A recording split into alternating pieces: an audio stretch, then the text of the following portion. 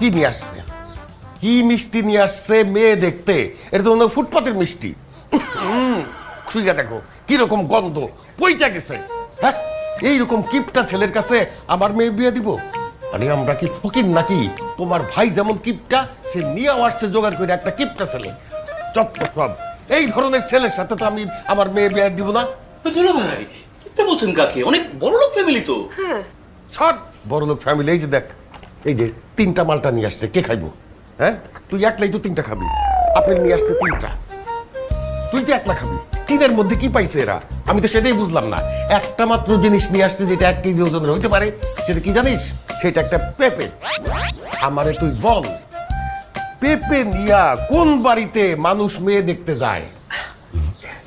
দুলা ভাই এটা আসলে কিপটামি না, একে বলে কৃচ্ছ সাধন, মিত ব্যয়।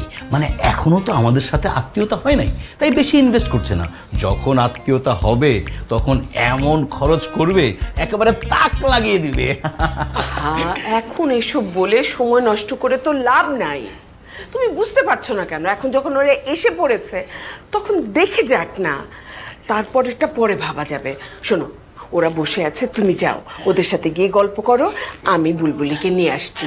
এই কামাল, তুই যা তো, তোর দুলাভাইকে নিয়ে যা। আমি নিয়ে আসছি, তুমি বুলবুলকে নিয়ে আসো। হ্যাঁ, নিয়ে আসছি, যাও।